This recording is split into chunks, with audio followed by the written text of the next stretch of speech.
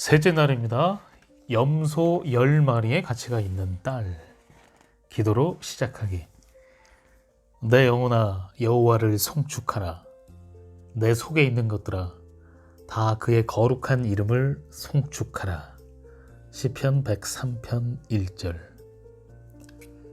오늘은 기도에 집중하는 것을 방해하는 요소를 모두 차단해보라. 예를 들어 눈을 가리거나 소음을 차단한 뒤에 무릎 꿇고 기도하라.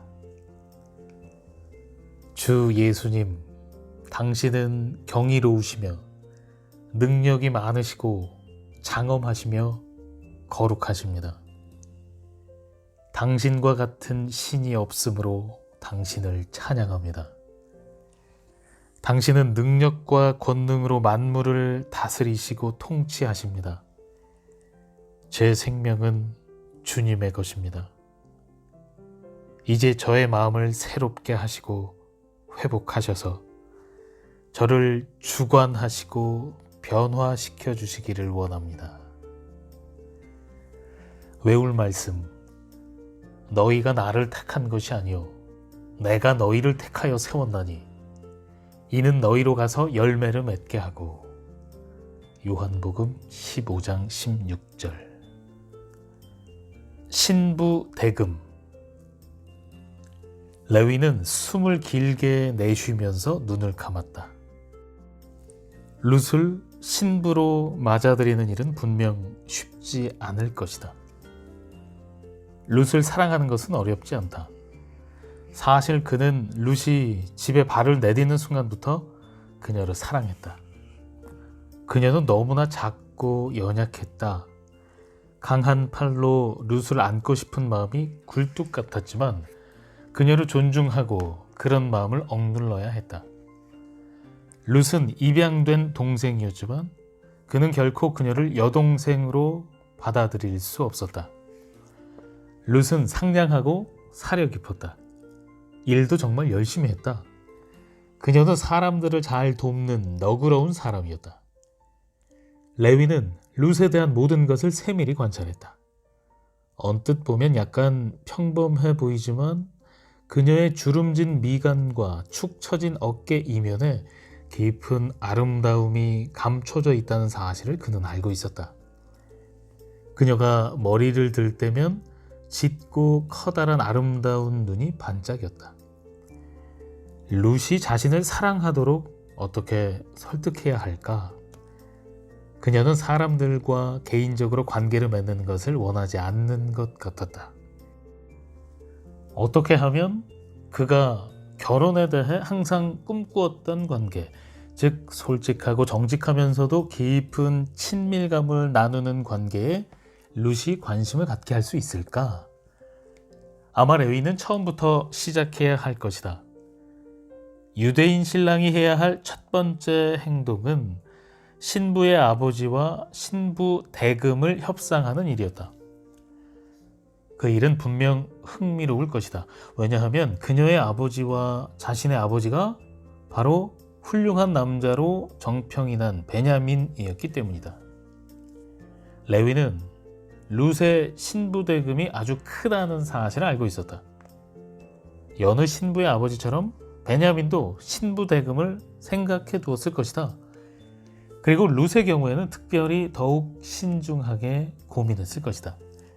룻의 친아버지가 돌아가셨기 때문에 베냐민은 분명 그녀를 최대한 보호해 주려고 할 것이다.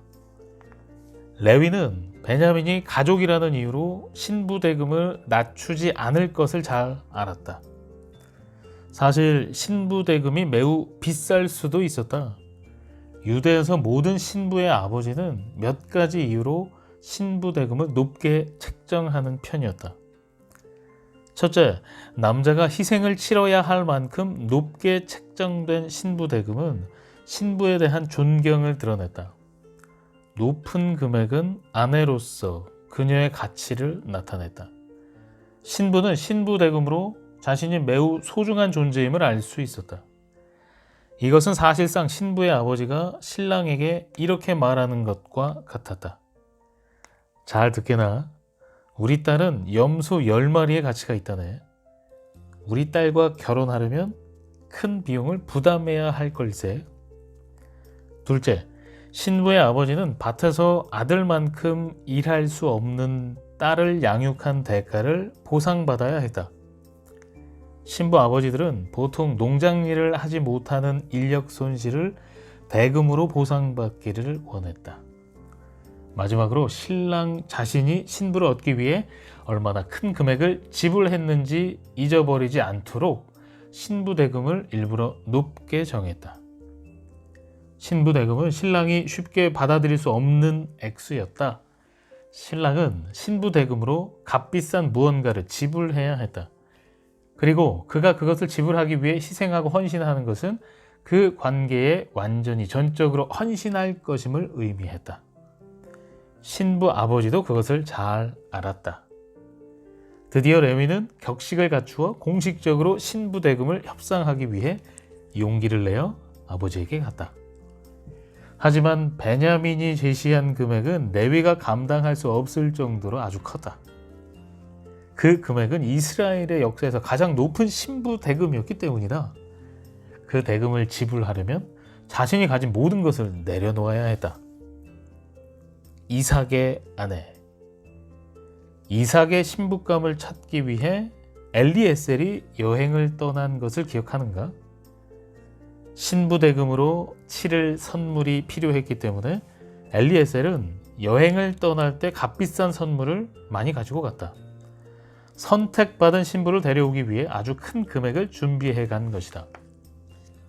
이 말씀에 묘사된 아내의 값이나 가치라는 말은 파는 상품에 지불하는 것, 상품 가격과 같이 결혼할 딸에게 매기는 가격, 내어주는 것, 파는 것이라는 의미의 히브리어 메커 또는 마카에서 파생되었다. 결혼할 딸을 파는 관행은 21세기의 사고방식을 지닌 우리에게는 매우 생소하다. 그러나 그리스도가 자신의 피로 우리를 사셨기 때문에 그 맥락 안에서 생각해 볼 필요가 있다. 잠언에 묘사된 신부 루비보다 훨씬 비싸다. 개역개정은 진주로 번역했지만 영어 성경은 루비로 번역했다. 잠언 31장 11절부터 31절에 나열된 모든 미덕에 비추어 보면 잠언에 나오는 신부는 존경받고 사랑받는 딸이었다. 그녀는 남편 될 사람에게 소중한 자산이 될 것이다. 그래서 그녀를 데려가는 조건으로 아버지는 신랑에게 높은 금액을 요구할 수 있었다. 천국의 신랑이신 예수님은 아버지께 신부를 선택해달라고 부탁하셨다. 자신에게 귀중한 존재가 되고 자신을 명예롭게 할 모든 성품과 자질을 갖춘 신부이자 자신의 사랑을 완성할 대상이 될 신부를 말이다. 그리고 하나님은 바로 당신을 택하셨다. 당신이 마음을 활짝 열고 그리스도의 생명을 당신의 생명으로 받아들일 수 있으리라는 가능성을 알고 계셨기 때문에 하나님은 당신을 택하셨다. 그리스도의 보혈로 모든 불의에서 정결해지도록 당신을 택하셨다. 당신이 그리스도의 말씀을 자신의 말씀으로 삼으리라는 사실을 알고 계셨기 때문에 당신을 택하셨다. 당신을 통해 표현되는 그리스도의 마음으로 이 세상을 사랑할 수 있도록 당신을 택하셨다. 그런데 하나님은 신부 대금으로 우리가 상상도 못할 만큼 높은 가격을 정하셨다. 신랑은 당신의 모든 빚을 갚아야 했다. 피를 흘리는 희생으로 모든 죄를 깨끗이 없애야 했다.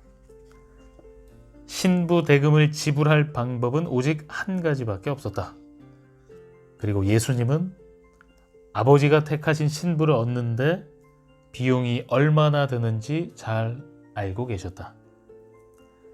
그 비용을 치르기 위해서 자신의 생명을 바치셔야 했다.